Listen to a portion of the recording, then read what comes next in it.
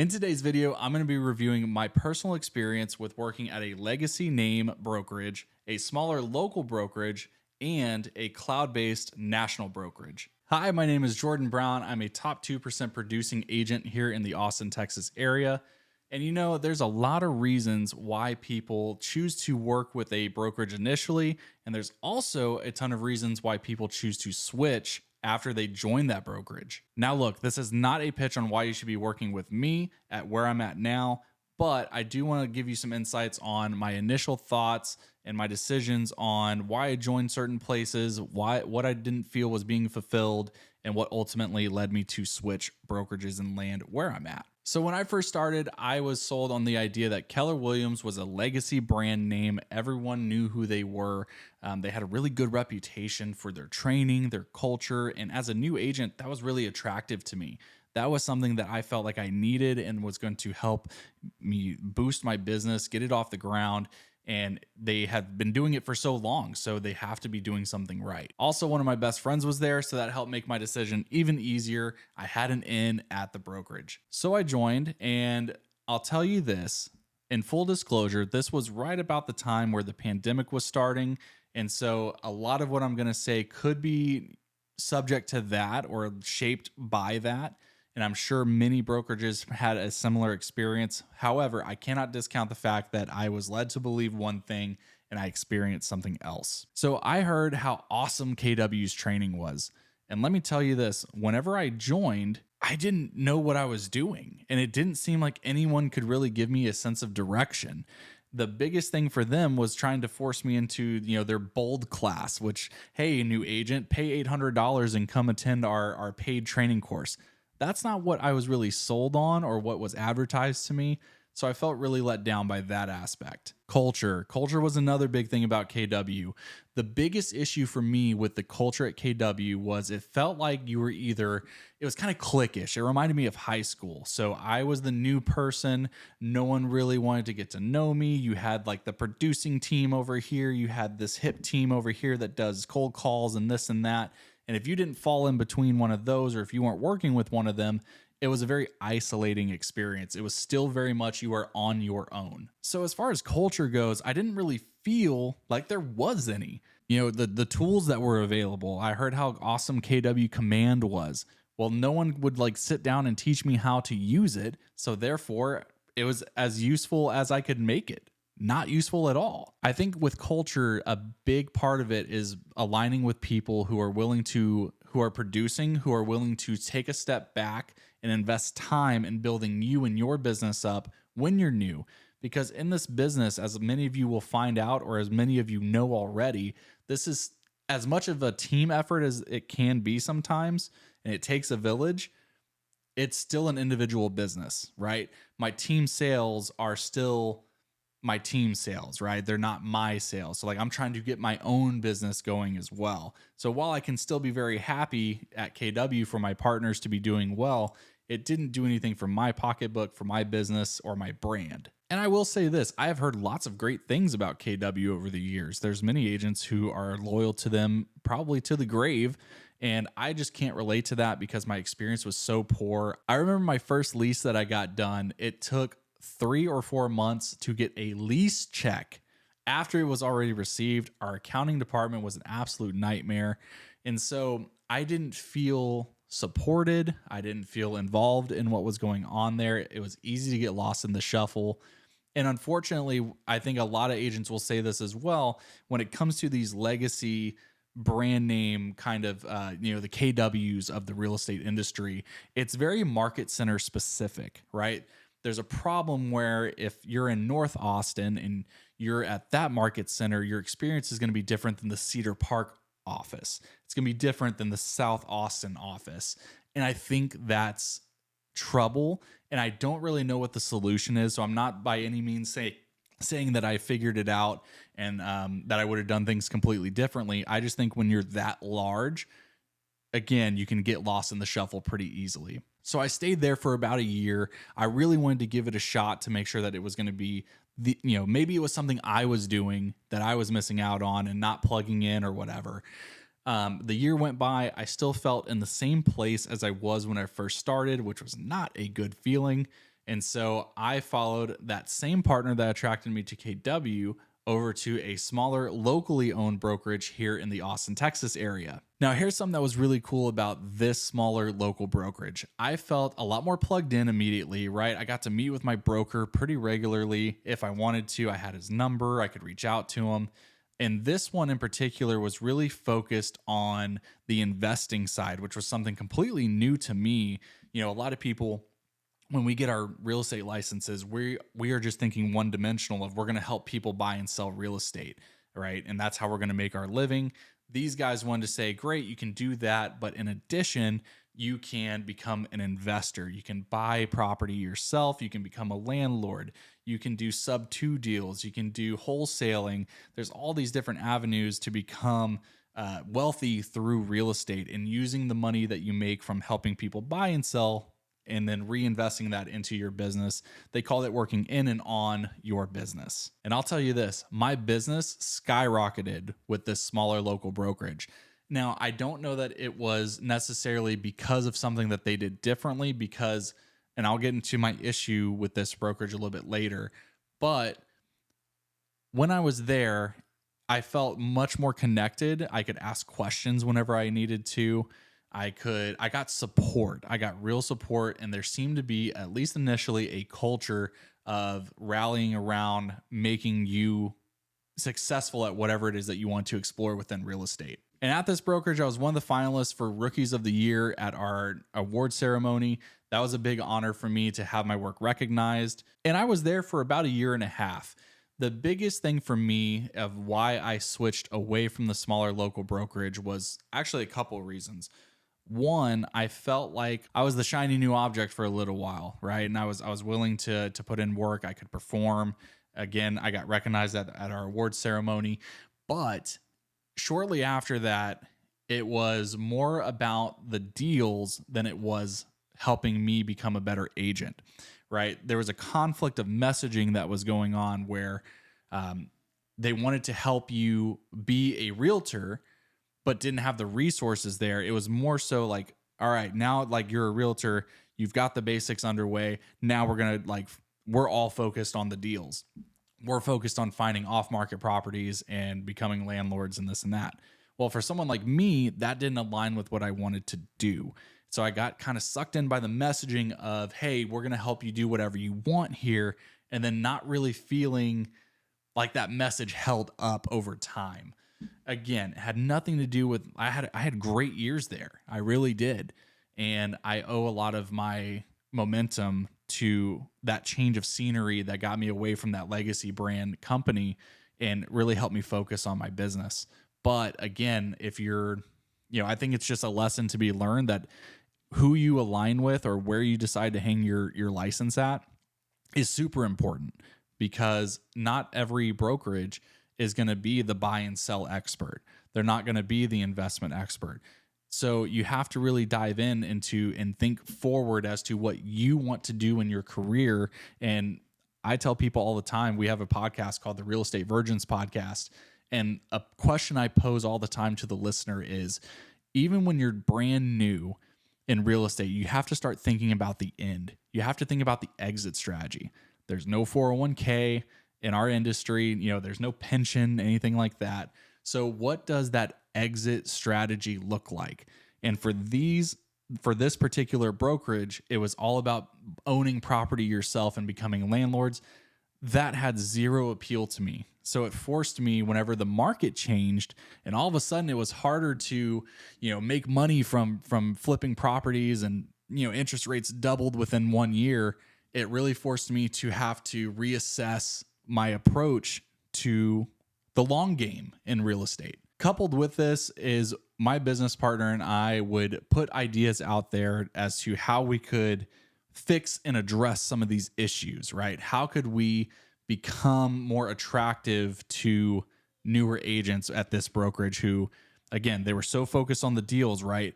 I had people that were reaching out to me who wanted to partner with me, and they were brand new. And I knew that if they joined with me at this smaller local brokerage, they weren't going to get developed like they probably expected and that they deserved to be. So the resources weren't there. And so I couldn't, in good faith, bring people on and say, hey, you're going to have a great onboarding experience. You're going to have a great X, Y, and Z, right? If you weren't already versed in real estate, you weren't going to get that education at this location. So the market changed, the resources were not going to change, and I had outgrown my capacity at this particular brokerage. So it really forced me to sit there and go, okay, whatever my next move is, I want to be here for 10, 15, 20 years. I want to essentially, whatever this means, I want to retire here. And what that means in real estate can mean a lot of different things. But I just knew that whatever my next move was, I was really going to dive into it, and it needed to have everything I wanted in a brokerage, because I've seen what I lacked at two very different brokerages. So wherever I go next needs to match exactly what I'm looking for. And honestly, it needs to be bulletproof. This was the biggest point I think anyone ever pitched to me, was how do you bulletproof your business, right? Because if you're a buy and sell agent and your business dries up or interest rates double within a year, you start to become a little more concerned, right? That panic starts to set in. If you haven't been through it yet, you will.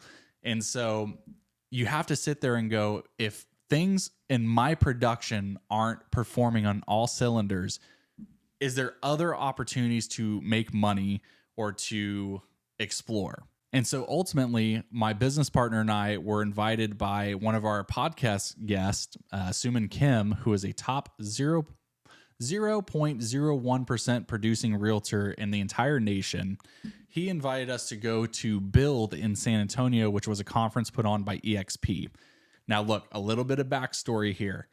I used to hate EXP. I would see people online, and anytime I would click on their profile, it said they were a realtor with EXP. I would roll my eyes, didn't think they were serious. They were all about recruiting. They don't actually produce anything. So John and I, because Suman was a nice guy, we said, you know what? Let's go check it out, right? Let's go confirm everything that we think EXP is. And I tell you this, that trip changed my whole perspective on what EXP is and what it could be about. We got to ask people, random people, like in the elevators, we would be meeting with someone and say, hey, like, we're here kind of investigating. What is your honest opinion on EXP? And not a single person had anything negative to say. And they all did this, right? They would all pull out their phones and they'd go like this and show me their revenue share or their stock and say, this is how I'm putting my kids through college. This is how I bought my dream car. This is how I bought my parents a house to retire in. And it's at no detriment to the agents that you bring on. And I thought, wow, that's really different. That seems very agent centric, and it couples with your production, right? My focus when I got into real estate, and still is to produce. My passion is helping people buy and sell real estate, but what else can I do with that money to set up retirement plans, to set up passive income? And this was a fantastic new way that got introduced to me. But here's the catch. I didn't join EXP because of EXP and what they had to offer, right? There's some really nice stuff in there. They have discounted stock program. They have the Icon Agent Award where you can get your cap back if you sell a certain amount of homes after you hit your cap. They have revenue share, which is a fantastic way to help build passive income by pouring into your downline and recruiting agents or attracting agents. My biggest thing was the wolf pack. The value of the wolf pack was undeniable. You'll see it here. It's on my hat. I'm all in on this because it was so different than anything else I've ever experienced before. You talk about the onboarding and training opportunities to make agents in the modern day, right? Cold calling, door knocking, that's not my jam. But what is social media.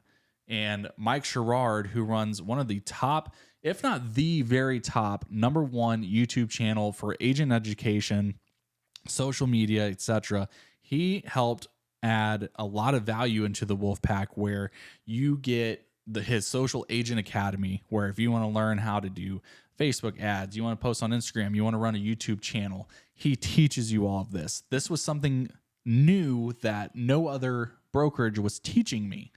And so I'm getting additional resources just for being a part of the wolf pack and aligning with someone within our organization for free. It was free value. You could join under EXP under someone else and have a totally different experience. Kind of like I said a little bit earlier about KW. When you get that big, because EXP is over 90,000 agents now as a cloud-based brokerage, it's super impressive.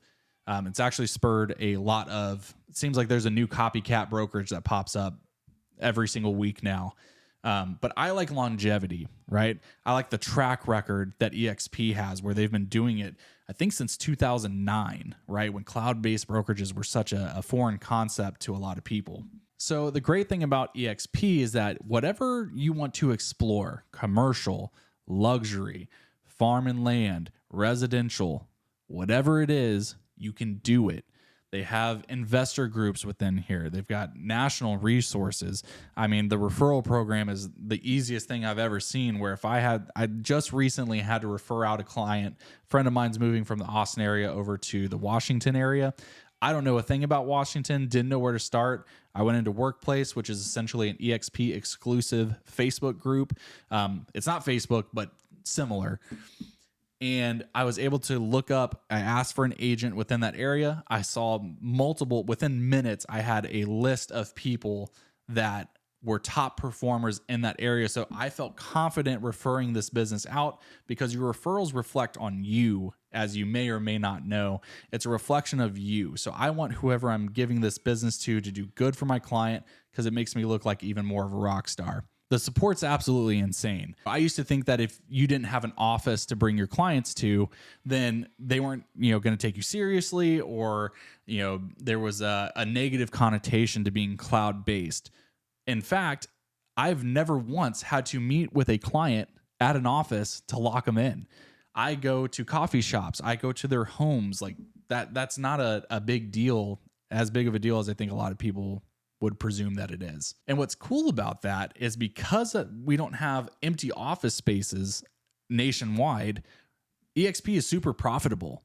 I mentioned earlier that longevity is really important to me. I wanted to make sure wherever I went to, wasn't going to go out of business in 5 years. And so when you don't have a bunch of money sitting in empty office space, they reinvest that into the business. They are able to do things like the rev share program, discounted stock for agents, if you want to. It's a beautiful concept because it's very collaborative.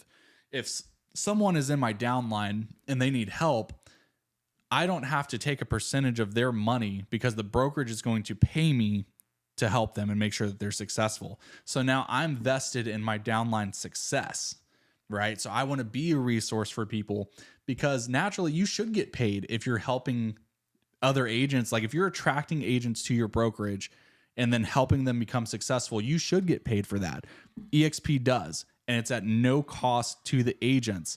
They're not taking an extra percentage from them. You're getting paid from the take that the brokerage takes. Super collaborative. I love that. It's like I said, it was such a foreign concept to me because I was so used to traditional teams where, hey, you and I are working together. I'm your team lead. I'm going to take 30% of whatever you sell. That's whack. I was in a situation like that at KW, and I remember my first listing that I closed on. We were at the closing table. My friend, they were going over the closing notice, and he saw how much I was going to make from this transaction, and he was so shocked. And I said, brother, I'm making maybe a quarter of this. I've got 30% going to my team lead. KW's taking 30% for no freaking reason. It was nuts.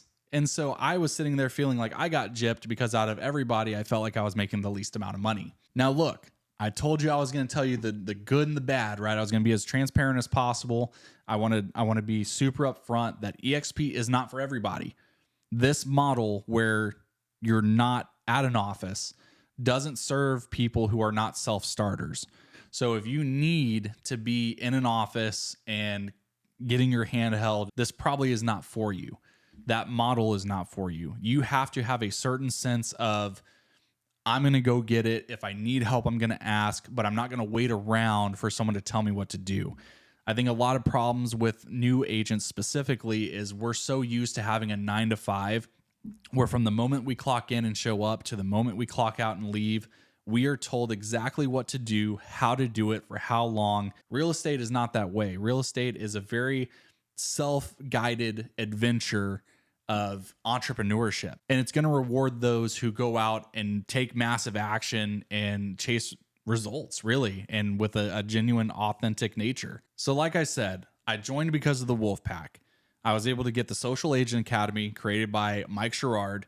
I was able to get exclusive trainings, exclusive calls, and all this extra stuff included, all these resources, all these top level producing people, access to them to pick their brains to help get my business going. I get all that for free just for joining under someone within the Wolfpack. Couldn't ask, like, it was a no-brainer for me. With the way that I saw my business going, where I wanted to grow a team who everyone got paid and didn't feel like they were being taken advantage of, and they got the value for choosing to work with me, that's important to me. And look, you can ask any person on my team. I'm as hands-on or hands-off as you need me to be. I have never once not answered a phone call, not been able to answer a question, or at least get you in the direction of where you need to go when you have something that's important to you. So I'll conclude with this. My experiences are my experiences. I'm not trying to throw shade at anyone in particular. I just wanted to show you that there's reasons that people think they need to go a certain way. It doesn't always pan out the way that you think it's going to. And ultimately, I've landed at a spot that I feel empowered, I feel encouraged, and supported. And that took years of trial and error and going through the process. And so if I can save you the trouble of trying to find that over the span of a few years by learning from my story, my mistakes, my experiences, that's the whole purpose of this video. Now look, here is a pitch. So if any of this sounded like something that could be beneficial for you and your business, for the vision that you have for your real estate career, I want to be a resource for you. Let's connect. My contact information is in the description below. All we need is a 5 to 10 minute call.